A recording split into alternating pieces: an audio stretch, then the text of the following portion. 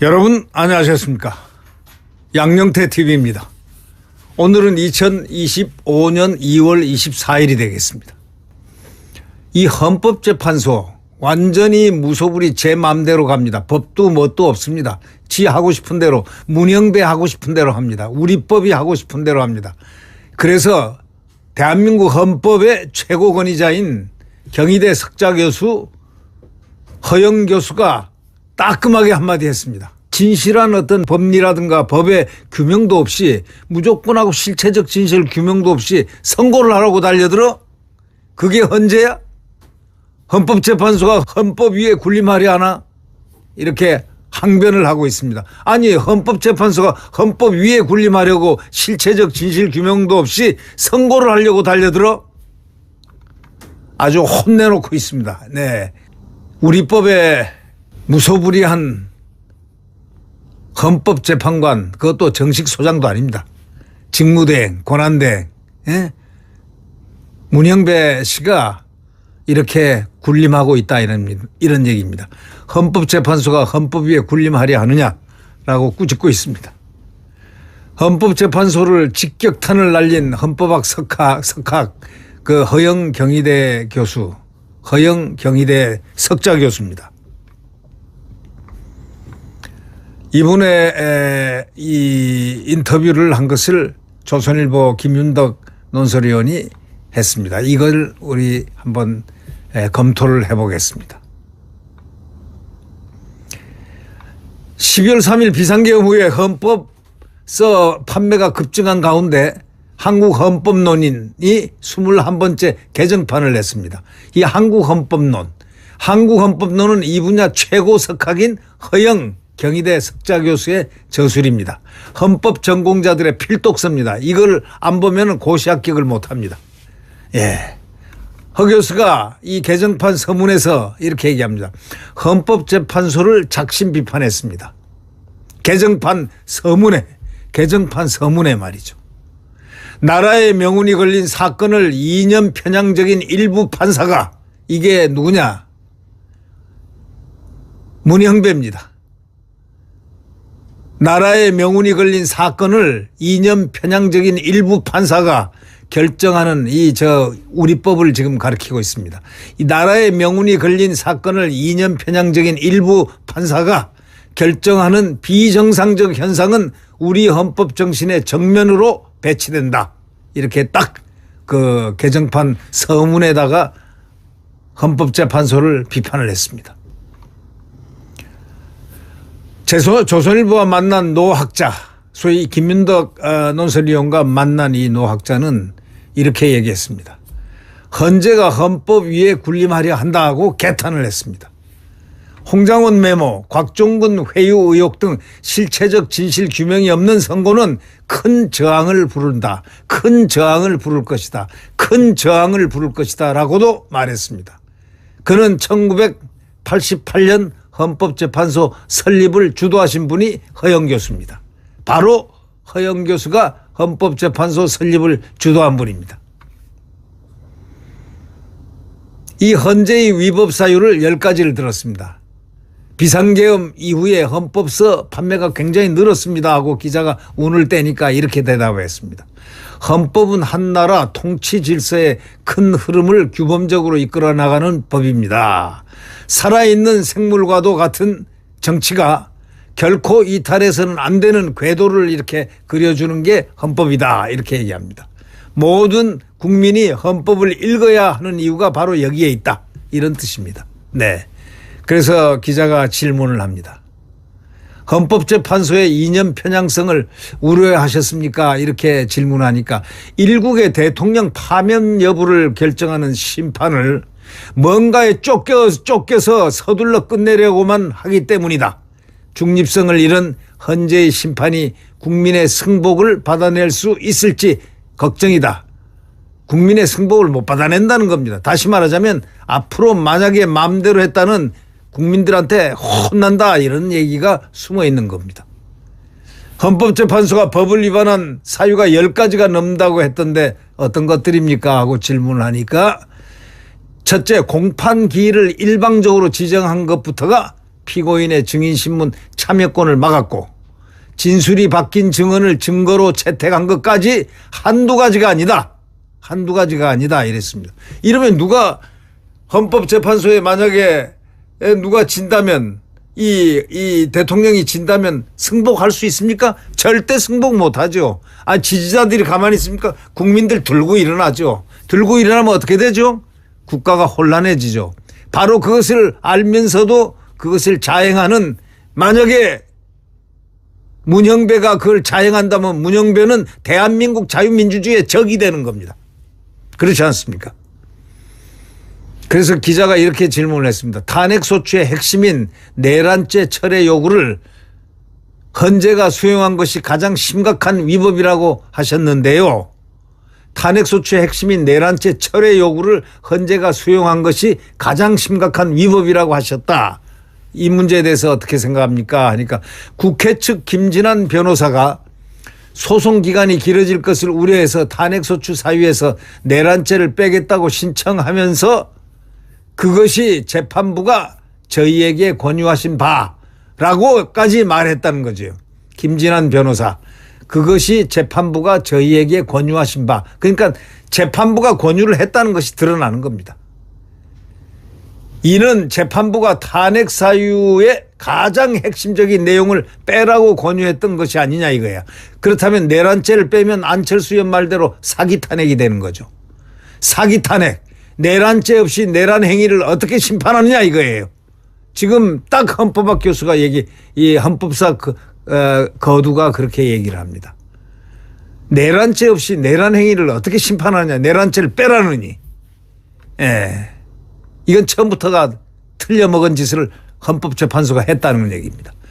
대통령 공백이 지속되면 경제 안보에 타격을 주는 건 사실 아닙니까? 헌재가 신속성을 강조한 것도 그 때문이라고 주장하고 있는데요. 하니까 탄핵 심판의 본질은 신속성이 아니다. 헌법이 추구하는 통치권의 기본 원리는 민주적 정당성, 절차적 정당성, 기본권 기속성이다. 특히 국민이 선출한 대통령은 민주적 정당성이 가장 막강한데 그 파면 여부를 결정하는 재판에서 임명직 재판관 8명이 진실을 밝히려는 노력은 하지 않고 졸속으로 진행한 건 지탄받아 마땅하다. 나라의 안위를 그렇게 걱정한다면 왜 한덕수 권한대행의 탄핵 심판을 서둘러 진행하지 않았냐? 이렇게 질문을 하고 있습니다. 한 총리 탄핵은 기각돼야 한다고 보십니까? 라니까 물론이다. 주석 헌법재판소법에 따르면은 권한대행자의 탄핵소추 발의 및 의결 정족수에는 대행하는 공직자의 그것을 기준으로 한다고 분명히 돼 있다 이거야. 대통령 권한대행은 대통령에 준하는 정족수 즉 3분의 2 이상 즉 201석이 돼야 된다는 거예요. 즉 제적의원 3분의 2 이상이 찬성해야 탄핵소추할 수 있다는 뜻이다 라고 했는데 바로 이렇게 보면 헌법재판소가 위법을 했다 이런 얘기입니다. 아니 헌법재판소가 위법을 하면 되겠습니까? 그러니까 헌법재판소가 아니고 개판재판소라고 하고 인민재판소라는 얘기까지 언론에도 나고 많은 사람들의 인구에 회자되고 있습니다. 이게 무슨 헌법재판소입니까? 예. 그래서 이 기자가 다시 질문합니다. 민주당은 저자의 사견이라는 입장인데 민주당은 저자가 이 사견 개인적인 의견이라는 입장인데 하면서 하니까 답을 이렇게 합니다. 지필자가 헌법재판소의 재판연구관이고 주석서를 발간한 곳이 헌재 산하 헌법재판연구원이다. 현재 산하 헌법재판연구원이다. 이거를 부인하려면 그에 대한 강력한 반론을 제시해야 되는데 반론을 못 내고 있지 않냐 이게. 의결 정족수를 마음대로 결정한 국회의장에게 의안을 정리할 권한은 있는지 몰라도 헌법을 해석할 권한은 전혀 없다. 국회의장이 무슨 헌법을 해석할 권한이 있느냐? 전혀 없다. 국회의원이 위법했다는 거, 국회의장이 위법했다는 겁니다.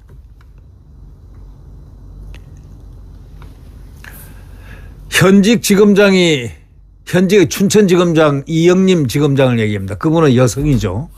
이 지금 춘천에 있는 지방검찰청 검사장이 여성입니다. 이영림 검사장입니다.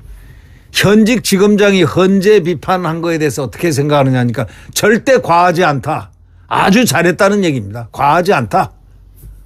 이런 얘기입니다. 헌법재판소가 수사 또는 재판 중인 사건의 서류는 송부 촉탁을 금지한 헌법재판소법을 위반했다고도 하셨는데요. 하니까 수사 재판 중인 사건의 서류를 송부 촉탁하지 않도록 하는 것은 헌재 심판의 중립성 때문이다.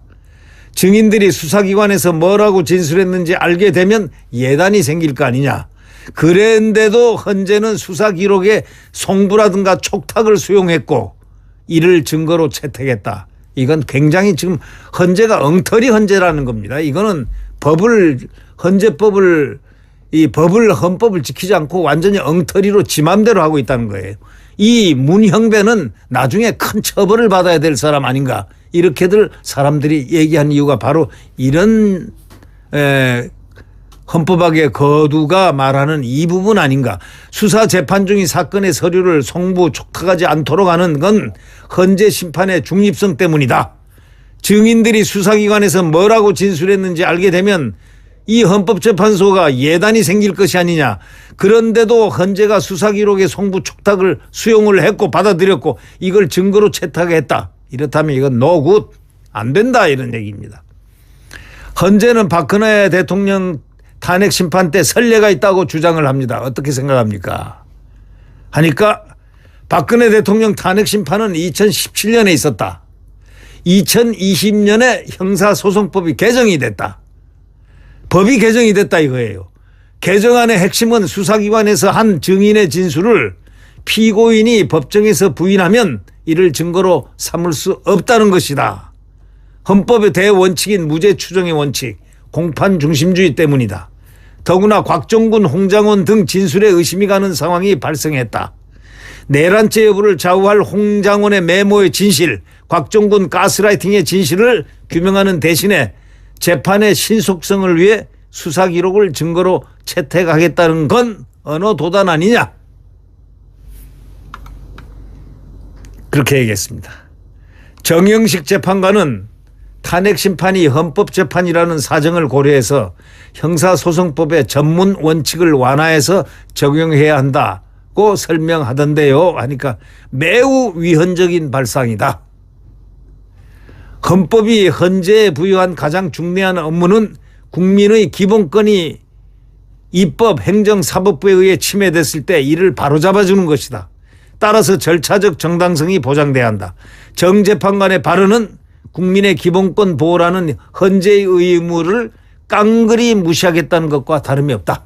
이렇게 얘기를 했습니다.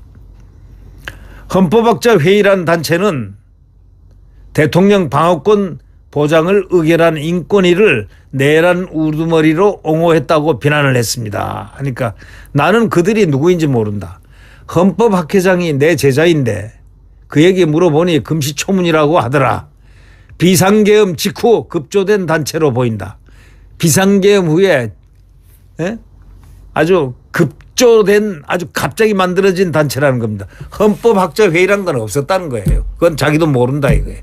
대통령이 방어권 보장을 의결한 인권위를 내란 우두머리를 옹호했다고 비난을 했다고 하니까 헌법학자 회의란 게 도대체 뭐냐 이거야. 이게 갑자기 모조돼서 만들어낸 거다. 누가 만들어냈을까요? 여러분 상상을 해보시면 알 겁니다. 네. 대통령은 사회적 약자가 아니고 변호인단이 충분히 방어권을 행사하고 있다는 것이 그들의 주장이다 하니까 뭐라고 얘기하냐면요. 허영 교수는 그 방어권을 충분히 행사해서 체포와 구속을 면한 사람이 이재명 대표 아니냐? 이재명이가 체포될 것을 체포 안 되고 있는 거 아니냐 이거야. 방어권을 충분히 행사해가지고 체포와 구속을 면한 사람이 바로 이재명 아니냐. 그런데 국민이 뽑은 대통령이 3분의 발언 기회를 달라고 하는데도 헌법재판소가 거부하다니 이게 있을 수 있는 일이냐. 오죽하면 현직 지검장 이영림 춘천지방검찰청 검사장이 일제 재판관에 빗대서 헌법재판관을 비판했겠냐. 일제 재판관만도 못하는 헌법재판관이라고 검사장이 춘천 검사장 이영림 검사장이 왜 비판을 했겠느냐. 나는 그 비유가 결코 과하지 않다고 생각한다. 이렇게 얘기를 했습니다. 춘천 검사장을 굉장히 옹호를 했습니다. 아주 당연한 거다 이런 얘기입니다. 헌법학자 입장에서 당연하다. 아주 당연하다 이런 얘기입니다.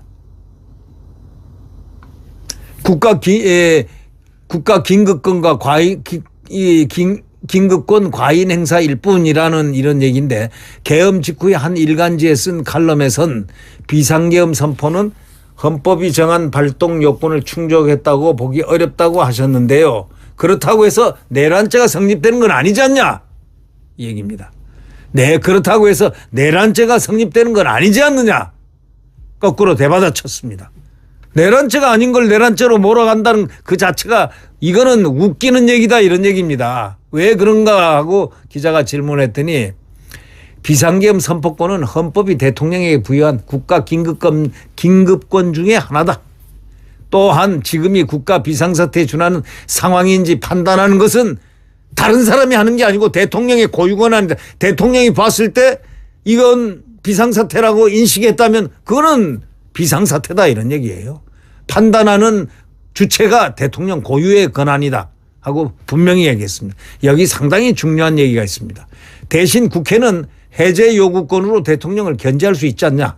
그래서 바로 해제하지 않냐. 이런 얘기입니다. 비록 국민 눈높이에 맞지 않는 계엄을 선포했지만 국회의 해제 요구를 대통령이 받아들였으면 그것으로 일단락 끝난 것이다. 딱 이렇게 말이 역시 대한민국 최고의 헌법학자답게 매듭이 정확합니다. 네. 국회에 군대를 투입한 것은 치명적이었다는 의견이 많다 하니까 형법상 내란죄는 고의로 국가 권력을 배제하고 국헌을 문란하게 할 목적으로 폭동을 일으킨 것을 구성요건으로 하는데 현직 대통령이 국가 권력을 찬탈한다는 게 말이 되냐. 현직 대통령이 모든 권한을 갖고 있는 대통령이 국가 권력을 찬탈했다는 게 그게 말이 되냐. 이거 말도 안 되는 짓 하지 마라 이런 얘기죠. 국헌 문란으로 따지면 29번 줄탄핵 4조가 넘는 예산을 삭감해가지고 국정을 마비시킨 자가 민주당이 그게 국헌 문란을 한 거 아니냐 이런 얘기입니다. 폭동의 요소를 갖췄다고도 볼 수 없다. 고작 200명 군인이 무슨 폭동을 하느냐. 고작 200명 군인이 무장도 하지 않은 채 무슨 폭동을 할 수 있느냐. 거짓말하지 마라 이런 얘기입니다. 폭동의 요소를 갖췄다고 볼 수도 없는데 내가 볼 때는 국가 긴급권의 과잉 행사인데 이를 내란죄로 처벌한 사례는 세계 헌정사에 없다. 세계 헌정사에 없다. 이렇게 얘기했습니다. 민주당의 내란 옹호 프레임에 걸릴 발언인데요. 딱 하니까 그 당은 위헌정당 해산 심판 청구를 당해도 이상하지 않다. 그 당 민주당은 위헌정당 해산 심판 청구를 당해도 싸다 이런 얘기입니다. 저거는 위헌정당이 이상이다 이런 뜻입니다. 이게. 민주당이 정상정당이 아니다 이런 얘기입니다. 네. 대통령의 그럼 최종 변론 기일이 잡혔는데 어떻게 생각하십니까? 내란 탄핵의 기폭제로 작용한 홍장훈 메모의 진실성이 입증도 안 됐는데 그런 상태에서 변론을 종결해서는 절대 안 된다. 필적 감정과 함께 메모를 정서했다는 보좌관의 증인 채택, 곽종근을 회유했다는 의심을 받는 국회의원을 불러 대질 신문하는 등 실체적 진실을 완벽하게 밝힌 후 평의에 들어가야 한다. 아주 따끔하게 얘기했습니다. 이분은 헌법재판소를 만드신 분입니다. 그렇기 때문에 헌법재판소를 창립하신 분이기 때문에 이건 너무나 잘 알죠. 그리고 대한민국 헌법의 이겁니다. 1등입니다. 사법시험 고등고시 과거에 사법시험 헌법학 출제위원입니다. 네. 헌법재판 결정은 어느 쪽으로 전망하시나 하니까 헌법재판은 합법성에 더해서 한 목적성도 띄어야 된다. 재판 결과가 사회 안정을 촉진할 것이지 또 해칠 것인지 함께 또 판단해야 한다. 여론은 그래서 중요한데 대통령 구속 후 급등한 지지율을 무시할 수 없을 것이다. 대통령 구속 후에 급등한 지지율은 바로 국민들의 민심이다. 이런 얘기입니다. 문재인 정부 이후 헌재가 이념 수호 기관으로 전락했다고 하셨는데 어떻게 생각합니까? 그러니까 이진숙 방통위원장 예를 들었습니다. 이진숙 방통위원장 탄핵 심판이 4대 4로 갈렸다 이거야. 이거는 개탄할 일이다 이거예요. 취임 이틀 된 이 위원장에게 중대한 탄핵 사유가 있을 리가 없다는 거예요. 제가 매일 얘기하지 않습니까? 제가 지어낸 얘기가 1박 2일 아니냐. 1박 2일. 1박 2일 동안에 이 방통위원장이 이진숙 방통위원장이 잘못하면 무엇을 그렇게 잘못할 수가 있느냐 이런 얘기입니다. 말도 안 되는 얘기다 이거예요. 중대한 탄핵 사유가 어디 있을 리가 어떻게 있느냐 이거야. 헌재에 대한 국민 신뢰도가 바닥을 친 거다 그게. 아주 땅바닥이다 그거예요. 헌법재판관을 대통령 국회 대법원장이 3대 3대 3으로 임명하는 현행 제도는 합리적인가 하고 물어보니까 박정희 시대의 유산이다. 겉으로는 공평해 보이지만 독재를 감추려는 명분이었다. 헌재 재판관은 국회 재적위원 3분의 2 이상 찬성을 얻어 중립적인 사람으로 선출해야 한다. 헌재 재판관은 국회 재적의원 3분의 2 이상의 찬성을 얻어 중립적인 사람으로 선출해야 한다. 이렇게 자기의 의사를 표현했습니다.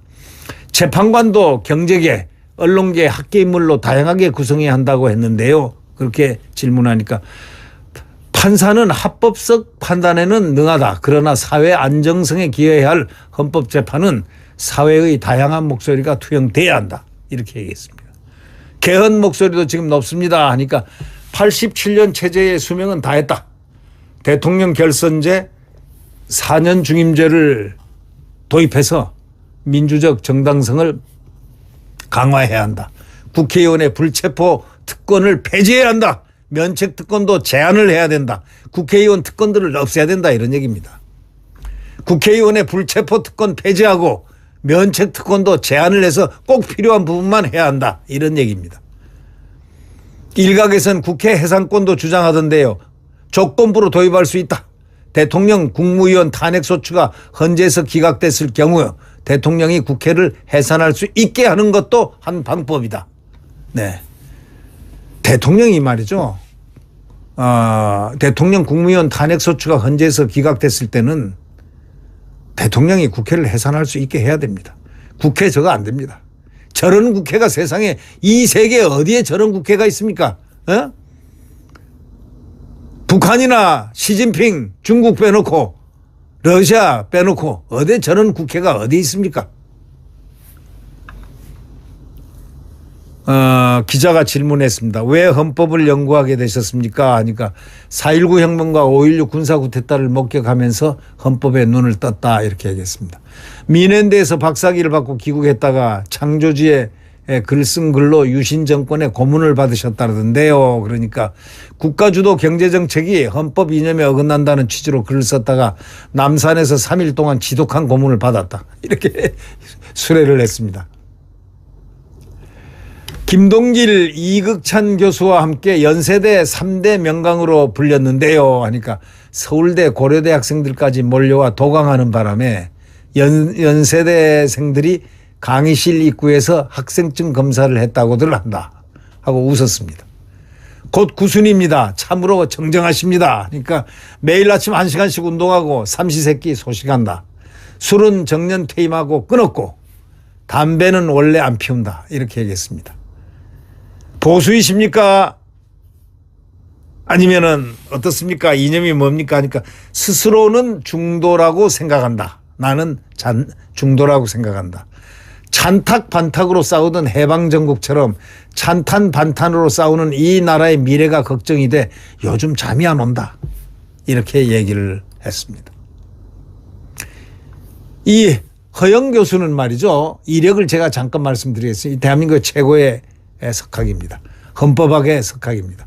1936년 충남 부여 출생입니다. 대전고등학교를 나오고 경희대 법학과를 졸업한 뒤에 독일 미넨대에서 헌법학 박사학위를 받았습니다. 본대학, 바이로이트 대학 교수를 거쳐서 거기서 독일에서 교수를 했습니다. 거쳐서 1982년부터 연세대 법학과 교수로 재직을 했습니다. 정년 퇴임 후에 명지대 석좌 교수, 헌법재판연구소 이사장을 역임했고 현재는 경희대 법학전문대학원 석좌 교수로 있습니다. 한국헌법론, 헌법이론과 헌법, 헌법소송법론 등 한국 헌법학의 이론에 기틀을 다진 저서를 여러 권 펴냈습니다. 이렇게 조선일보가 이 허영 교수를 했는데 정말 이 사진에 보니까 말이죠. 정정합니다. 지금 김영석 교수로 그렇게 그쪽으로 이렇게 쭉 갈 분 같아 보입니다. 105세 된 김영석 교수와 같이 이렇게 같이 120년까지 갈 수 있을 법한 그런 얼굴입니다. 쌩쌩합니다. 네. 아주 대단한 모습입니다. 좋습니다. 네. 구독 버튼과 엄지를 눌러주시면 감사하겠습니다. 댓글도 달아주시면 감사하겠고요.